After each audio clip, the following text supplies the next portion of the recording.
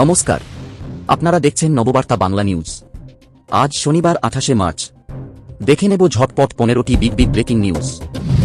প্রতিদিন দেশ বিদেশ ও বাংলা স্থানীয় খবরের টাটকা আপডেট পাওয়ার জন্য আমাদের নববার্তা ইউটিউব চ্যানেলটিকে সাবস্ক্রাইব করুন।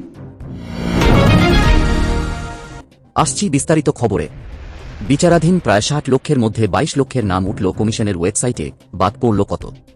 নির্বাচন কমিশন সূত্রে খবর, 22 লক্ষের মধ্যে 34% ভোটারের নাম বাতিলের তালিকায় রয়েছে। শুক্রবার রাতে দ্বিতীয় সাপ্লিমেন্টারি তালিকা প্রকাশ করেছে নির্বাচন কমিশন। এখনও পর্যন্ত 37 লক্ষ বিচারাধীন ভোটারের নথি নিষ্পত্তি হয়েছে বলে নির্বাচন কমিশনের দাবি। তার মধ্যে 22 লক্ষ ভোটারের নাম ওয়েবসাইটে আপলোড করা হয়েছে। গত সোমবার 10 লক্ষ ভোটারের তথ্য ওয়েবসাইটে আপলোড করা হয়েছিল। শুক্রবার আরও 12 লক্ষ নাম যুক্ত হল। নির্বাচন কমিশন সূত্রে খবর, 22 লক্ষের মধ্যে 34% ভোটারের নাম বাতিলের তালিকায় রয়েছে। উল্লেখ্য, গত 28 ফেব্রুয়ারি ভোটার তালিকা প্রকাশ করে নির্বাচন কমিশন। সেই সময় রাজ্যে মোট 60,06,675 ভোটারের নাম বিবেচনাধীন ছিল। সুপ্রিম কোর্টের নির্দেশে কলকাতা হাইকোর্ট নিযুক্ত জুডিশিয়াল অফিসাররা এই বিচারাধীন ভোটারদের নথি যাচাই ও নিষ্পত্তি করছেন। আগামী 23 এপ্রিল ও 29 এপ্রিল 2 দফায় রাজ্যে বিধানসভা নির্বাচন রয়েছে। ফলে প্রথম দফার ভোটের জন্য প্রার্থীদের মনোনয়ন জমা দেওয়ার শেষ তারিখ 6 এপ্রিল এবং দ্বিতীয় দফার নির্বাচনের জন্য মনোনয়ন জমা দেওয়ার শেষ দিন 9 এপ্রিল। 6 এপ্রিলের আগে ভোটার তালিকা ফ্রিজ করতে হবে নির্বাচন কমিশনকে। তার আগে বিচারাধীন ভোটারদের নথি নিষ্পত্তি সম্পূর্ণ হবে কিনা তা নিয়ে ইতিমধ্যেই সংশয় তৈরি হয়েছে। মমতার পরে মাঝ আকাশে চক্কর অমিত শাহের বিমানেরও প্রায় ঘণ্টাখানেক দেরিতে অবতরণ। জানা গেছে, আবহাওয়ার অবনতি ও কালবৈশাখীর জেরে সমস্যায় পড়েন মুখ্যমন্ত্রী মমতা বন্দ্যোপাধ্যায়ের পর এবার মাঝ আকাশে আটকে পড়লেন কেন্দ্রীয় স্বরাষ্ট্রমন্ত্রী অমিত শাহ। নির্ধারিত সময়ে দমদম বিমানবন্দরে নামতে পারল না তাঁর বিমানও। আকাশে প্রায় 2 ঘণ্টার বেশি চক্কর কাটে শাহের ফ্লাইট। আবহাওয়ার খানিক উন্নতির পরে মধ্যরাত পার করে দমদম বিমানবন্দরে নামে কেন্দ্রীয় স্বরাষ্ট্রমন্ত্রীর বিমান। শুক্রবার রাতে প্রবল ঝড়বৃষ্টি শুরু হয় কলকাতায়। ঝোড়ো হাওয়ার সঙ্গে প্রবল বৃষ্টি, দোসর বজ্রপাত। বিমানবন্দর সূত্রে খবর, দিল্লি থেকে বিশেষ বিমানে কলকাতায় আসছিলেন শাহ। তাঁর বিমানের অবতরণের নির্ধারিত সময় ছিল রাত 11:46। ঠিক সেই সময়ই শুরু হয় প্রবল ঝড়, আর তারপরেই আসে বৃষ্টি। খারাপ আবহাওয়ার কারণে বিমানটি সরাসরি অবতরণ করতে পারেনি। ঝড় ও বৃষ্টির কারণে কমে যায় দৃশ্যমানতা এবং রানওয়ে ভিজে থাকার কারণে অবতরণে ঝুঁকি ছিল।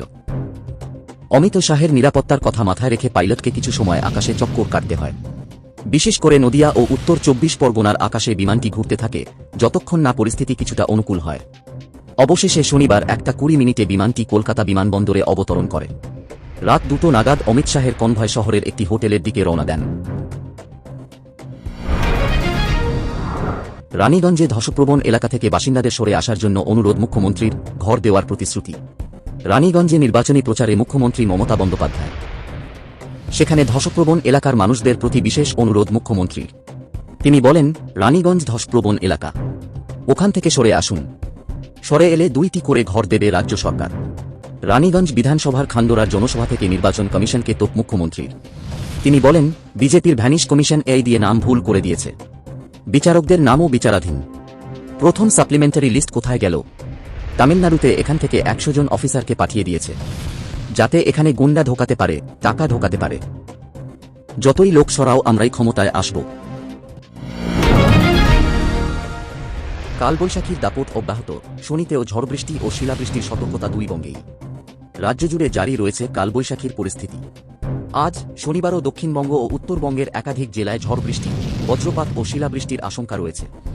আবহাওয়া দপ্তর জানিয়েছে, কোথাও কোথাও ঝোড়ো হাওয়ার গতিবেগ 50 থেকে 60 কিলোমিটার পর্যন্ত পৌঁছতে পারে। আবুধাবিতে ব্যালিস্টিক ক্ষেপণাস্ত্রের ধ্বংসাবশেষের আঘাতে আহত 5 ভারতীয়। আবুধাবির খালিফা ইকোনমিক জোন আবু খাবিতে অগ্নিকাণ্ডের ঘটনায় 5 জন ভারতীয় আহত হয়েছেন। সংশ্লিষ্ট কর্তৃপক্ষ ব্যবস্থা নিচ্ছে। এয়ার ডিফেন্স সিস্টেমে সফলভাবে প্রতিহত হওয়া একটি ব্যালিস্টিক ক্ষেপণাস্ত্রের ধ্বংসাবশেষ থেকে এই আগুন লাগে। মেদিনীপুরে ঝড়ের তাণ্ডবে গাছের ডাল ভেঙে পড়ল পুলিশের গাড়ির উপর। মৃত 1, আহত 3। ঝড়ের তাণ্ডবে পুলিশের গাড়িতে গাছের ডাল ভেঙে পড়ে মৃত্যু হল 1 কনস্টেবলের। আহত আরও 3 জন। পশ্চিম মেদিনীপুরের মেদিনীপুর সদর ব্লকের অধীন গুড়গুড়িপাল থানা এলাকায় ঘটনাটি ঘটে শুক্রবার রাতে। পুলিশ সূত্রে জানা গিয়েছে, মৃতের নাম সন্তোষ ছেত্রী, বয়স 59। তাঁর বাড়ি মেদিনীপুর শহরের নেপালিপাড়া এলাকায়। প্রচারে সঙ্গী আলুর মালা। বিজেপি প্রার্থী তুষার মজুমদার শাসক দলের বিরুদ্ধে অভিনব প্রচার করলেন। প্রচারে বেরিয়ে তিনি হাতে আলুর মালা নিয়ে জপলেন। এবার ভোটের প্রচারে দেখা যাচ্ছে নানা ছবি। কখনো রাজনৈতিক দলের প্রার্থীরা প্রচারে বেরিয়ে দাড়ি কেটে দিচ্ছেন, আবার কেউ রুটি বেলে দিচ্ছেন। তেমনি পান্ডুয়ার বিজেপি প্রার্থী তুষার মজুমদার শাসক দলের বিরুদ্ধে অভিনব প্রচার করলেন। প্রচারে বেরিয়ে তিনি হাতে আলুর মালা নিয়ে জপলেন। অন্যদিকে হুগলিতে ক্ষোভে ফুঁসছেন আলু চাষিরা, বিড়ম্বনায় পড়ছেন প্রার্থীরা। সরকারি ঘোষণায় সার। প্রশাসনের তরফে আশ্বাস দেওয়া হলেও আরামবাগ মহকুমার অধিকাংশ এলাকায় এখনও সরকারি ন্যায্য মূল্যে আলু কেনা শুরুই হয়নি বলে অভিযোগ করছেন চাষিরা। তাই চাষিরা বাধ্য হয়েই হয় কম দামে মাঠ থেকে আলু বিক্রি করে দিচ্ছেন, নয়তো নিজেদের উদ্যোগে উৎপাদিত আলু হিমঘরে মজুত করছেন। আলুর পাইকারি দাম কম হওয়ায় বিপুল আর্থিক ক্ষতির সম্মুখীন হচ্ছেন চাষিরা। ভোটের প্রচারে বেরিয়ে ইতিমধ্যেই সেই ক্ষোভের আঁচ পাচ্ছেন প্রার্থীরা। জয় শ্রীরাম স্লোগান তুলে দলের প্রার্থীকে জেতানোর আবেদন অনুব্রত মণ্ডলের। বোলপুরের তৃণমূল কংগ্রেস প্রার্থী চন্দ্রনাথ সিংহকে নিয়ে রামনবমীর মিছিলে পা মেলান অনুব্রত মণ্ডল। গলায় উত্তরীয়, তাতে লেখা জয় শ্রীরাম। শুধু তাই নয়, তাঁর গলাতেও শোনা গিয়েছে জয় শ্রীরাম স্লোগান। মিছিল শেষে ফের জয় শ্রীরাম কথা বলে দলের প্রার্থীকে আগের তুলনায় আরও বেশি ভোটে জেতানোর আবেদনও করেন অনুব্রত মণ্ডল। এই ঘটনায় শোরগোল পড়ে গিয়েছে বীরভূম জেলার রাজনীতিতে। তবে অনুব্রতকে বিঁধতে ছাড়েননি বিজেপি নেতারা। আগেই জেলার সবকটি বিধানসভায় জেতার কথা বলেছিলেন অনুব্রত। এদিনই দাবি করেন এবারের ভোটে তৃণমূল 230 থেকে 235টি আসনে জিতবে। আর চন্দ্রনাথ সিংহের দাবি, এবার রাম তাঁদের আশীর্বাদ করছে।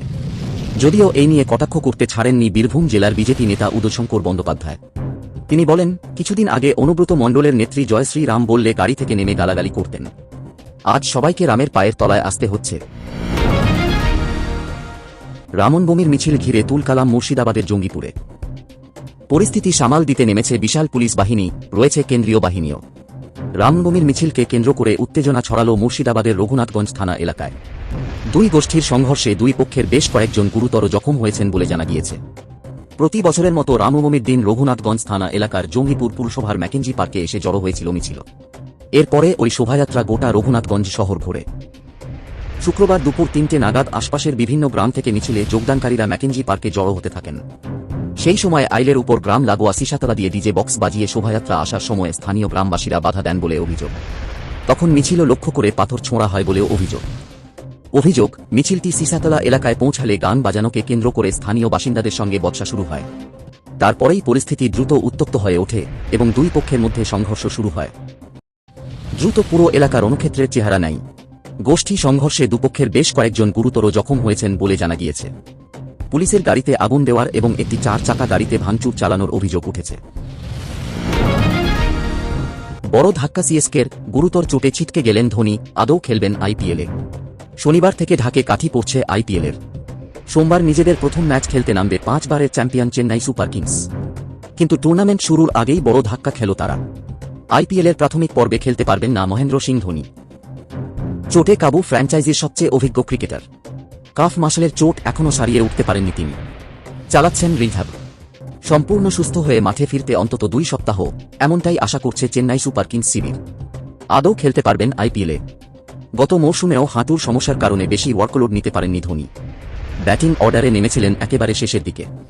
এবার মৌসুম শুরুর আগেই বড় ধাক্কা। তাঁর চোটে বিপাকে পড়ল সিএসকে শিবিরও। ধোনির অনুপস্থিতিতে উইকেটকিপার হিসেবে দায়িত্ব সামলাতে হবে সঞ্জু স্যামসনকে। এই মৌসুমে রাজস্থান রয়্যালস থেকে ট্রেডের মাধ্যমে তাঁকে দলে নিয়েছে। এর পাশাপাশি চেন্নাই সুপার কিংসে ধোনির উত্তরসূরি হিসেবেও দেখা হচ্ছে সঞ্জুকে। তাই আইপিএলের শুরু থেকেই কড়া চ্যালেঞ্জ সঞ্জুর সামনে। পরবর্তী সংবাদ দেখার আমন্ত্রণ জানিয়ে এখনকার মতো শেষ করছি। ধন্যবাদ সবাইকে।